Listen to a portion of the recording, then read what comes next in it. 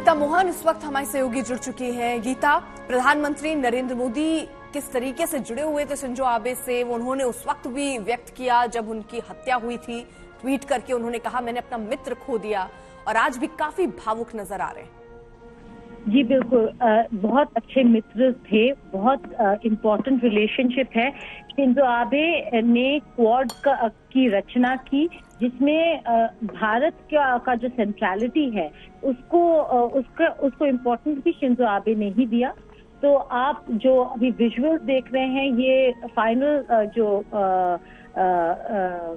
Funeral ceremony है, state funeral, वो हो रहा है, जहाँ पे 150 से ज्यादा देशों से रिप्रेजेंटेशन नजर आएगा आपको। उपराष्ट्रपति अमेरिका की कमला हैरिस भी वहाँ है।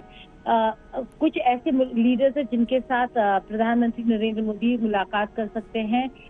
ये जो हैंडओवर हो रहा है अभी, वो शिंजो आबे की जो अस्थियां हैं उनको हैंडओवर किया गया है, और अब ये स्टेट फ्यूनरल में उसको एक जगह मिलेगी जहाँ पे इन अस्थियों को रखा जाएगा। तो काफी सारे वर्ल्ड लीडर्स पहुंचे हैं। शिंजो आबे बहुत इम्पोर्टेंट थे, न केवल भारत और जापान के लिए, लेकिन भारत, जापान और ये जो पूरा इंडो पैसिफिक रीजन है उसके सिक्योरिटी स्ट्रक्चर को बनाने में शिंजो आबे का बहुत बड़ा हाथ था।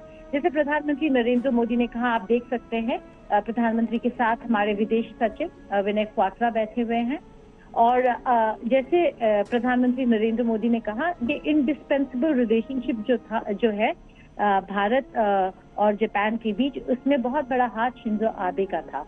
बहुत ज्यादा घनिष्ठ मित्रता भी थी दोनों के बीच। काफी भावुक नजर आए प्रधानमंत्री नरेंद्र मोदी, क्योंकि जिस तरीके से उनकी मौत हुई, जिस तरीके से उनको असैसिनेट किया गया, ये न केवल भारत के लिए लेकिन वर्ल्ड के लिए एक बड़ा शॉकिंग इंसिडेंट था। इसीलिए अगर आप देखें, जापान में इस पूरे स्टेट फ्यूनरल में सिक्योरिटी बहुत टाइट है। ऐसा देश जहां पर आपको कहीं भी आने जाने के लिए, एयरपोर्ट के अलावा कहीं भी आने जाने के लिए बहुत ज्यादा सिक्योरिटी की जरूरत नहीं पड़ती थी।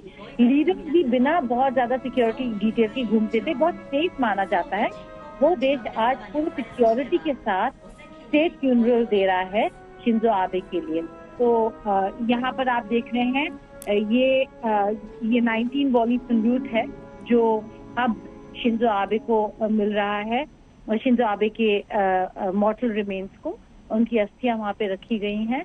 तो बहुत सारे लोग, बहुत सारे लीडर्स के लिए बहुत ही बड़ा, बहुत ही शॉकिंग इंसिडेंट था।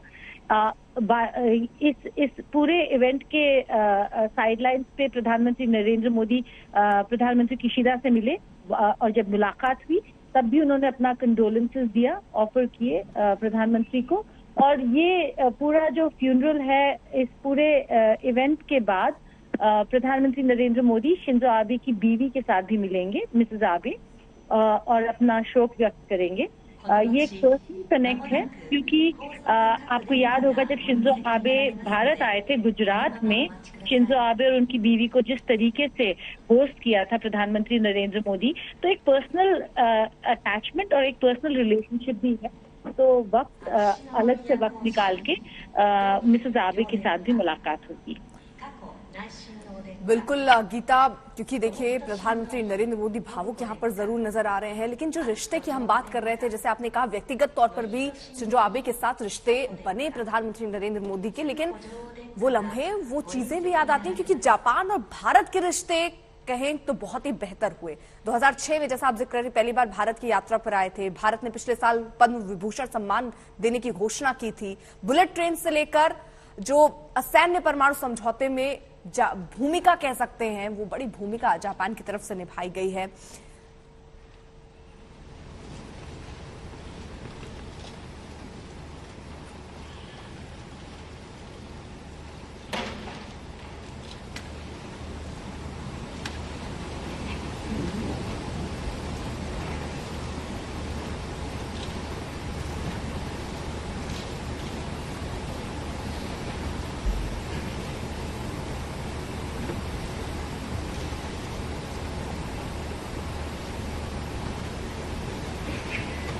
नुपुर तिवारी हमारे साथ टोक्यो से जुड़ चुकी हैं। नुपुर, एक वो लम्हा है जो आज प्रधानमंत्री नरेंद्र मोदी को भावुक कर रहा है, क्योंकि एक खास मित्र वो रहे, लेकिन ये भी आज जिक्र करना जरूरी हो जाता है कि शिंजो आबे के वक्त भारत और जापान के बीच रिश्ते बहुत प्रगाढ़ हुए। चाहे 2006 में जब वो भारत आए दौरे पर, तब की बात हो, बुलेट ट्रेन की बात हो, क्वाड की बात हो, ये सारी चीजें आज जहन में है।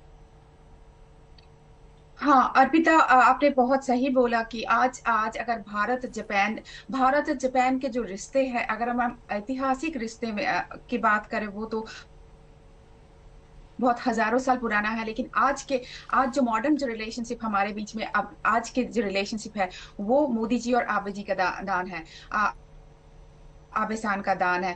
और आबे सान बिलीव करते थे कि strong India and strong Japan अगर नहीं होगा तो नॉट ओनली इन एशिया, पूरे दुनिया में शांति नहीं आने वाला है। तो इसमें बिलीव करने वाले, और डेफिनेटली दोनों का विजन था, मोदी जी और आबे सान का दोनों का विजन था कि इंडिया स्ट्रॉन्ग जापान बनाने का। लेकिन अनफॉर्चुनेटली हमने खो दिया आबे सान को। लेकिन मोदी जी आज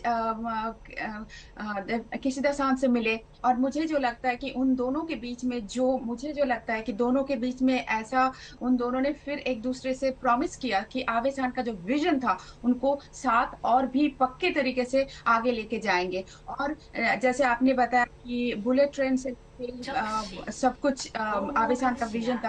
आप क्वाड भूल गए। क्वाड के आज अगर क्वाड समिट जस्ट मई में हुआ है, जापान में हुआ है, तब मोदी जी भी आए थे। तो आज क्वाड में अगर चारों देश एक साथ कर रहे हैं, वो भी आबे सान का विजन था। और क्वाड आज से नहीं शुरू हुआ है, कब से 2009 आई गेस की शुरुआत उनका, तब से वो सोच रहे थे क्वाड करने का। आज उसका वास्तव में वो आया है।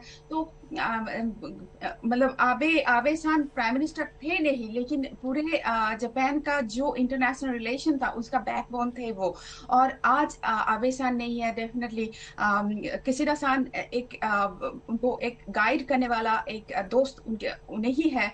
वो वॉयड जो है, वो शून्यता जो है, डेफिनेटली जापानीज पॉलिटिक्स में बहुत दिखाई देता है। लेकिन जापान और मोदी जी और आज जो किशिदा सान के बीच में हुआ, आई एम श्योर कि उन दोनों ने इसको और भी, इंडिया जापान रिलेशनशिप को और भी आगे बढ़ाने का प्रॉमिस किया है। और मुझे, जैसे आपको पता होगा कि $42 बिलियन का जो जापान इन्वेस्ट करने वाले हैं इंडिया में, वो भी आबे सान और मोदी जी बिल्कुल। तो दोस्त को अंतिम विदाई देने के लिए नुपुर, प्रधानमंत्री नरेंद्र मोदी जो हैं इस वक्त पहुंचे हैं, नम आंखों के साथ उनको विदाई दे रहे हैं। लेकिन ये भी आपको बता दें कि जापान के साथ रिश्ते भारत के प्रगाढ़ हुए, और सबसे अधिक बार जापान का कोई प्रधानमंत्री जो भारत दौरे पर आया तो शिंजो आबे ही थे।